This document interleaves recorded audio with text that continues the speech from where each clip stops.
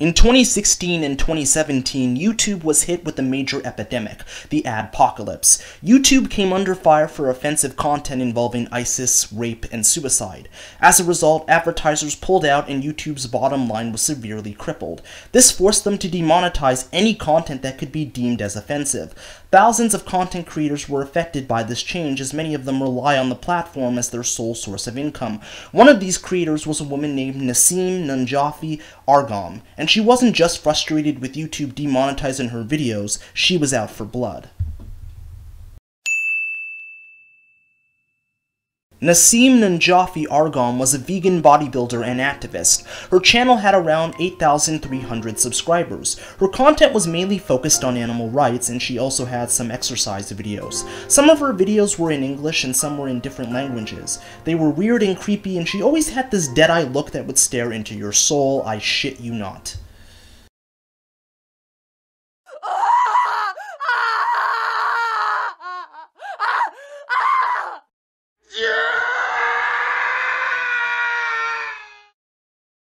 Despite her videos not fitting the criteria of offensive content, they were demonetized anyway. This made her incredibly angry, so she did what many content creators do. She called out YouTube, claiming that they filtered her channels to prevent them from getting views. According to her brother Sharan, she was always complaining that YouTube ruined her life. Her channel getting demonetized was a huge blow, as she relied on the income in order to survive. Without it, she had no place to live and was sleeping in her car while she was looking for a job. In a way, YouTube had made her homeless. There is no free speech in the real world, and you will be suppressed for telling the truth. That is not supported by the system. Videos of targeted users are filtered and merely relegated so that people can hardly see their videos.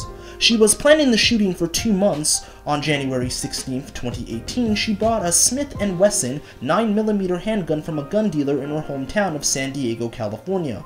On March 31st, her father, Ismail, reported her missing when she didn't answer her phone for 2 days. He warned the police that she was heading to YouTube's headquarters in San Bruno, California, because she hated the company. It's important to note that she bought the gun on the same day YouTube changed its policy on monetization, which was changed from 10,000 hours of watch time to 4,000 within a 12-month period, which was a direct result of the Logan Paul suicide forest incident, which we already made a video about, so if you want to check it out, please feel free to do so. The police found her sleeping in her car at a Walmart parking lot in Mountain View, 25 miles south of YouTube headquarters. The police didn't identify her as a threat, and it's unclear whether or not they were aware of her father's concerns. She practiced at a shooting range a day before the shooting.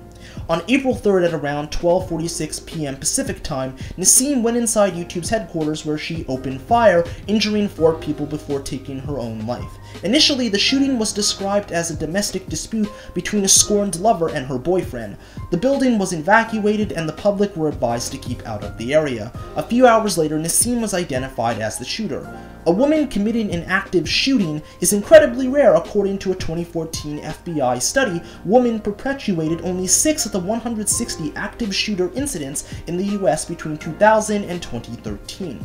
YouTube CEO Susan Wojcicki commented on the incident. "There are no words to describe how horrible it was to have an active shooter at YouTube today. Our deepest gratitude to law enforcement and first responders for their rapid response. Our hearts go out to all those injured and impacted today. We will come together to heal as a family."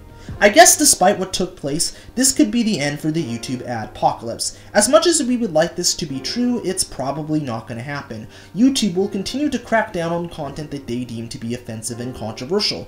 This incident was a horrible tragedy that never should have happened. No matter how much you hate YouTube and their policies, it's never a good idea to show up at their headquarters and shoot up the place to make some kind of statement.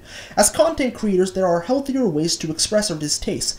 The only solace we can take from all of this is that innocent YouTube employees didn't lose their lives because of a crazed psychopath getting demonetized. Contrary to popular belief, demonetization is not serious business.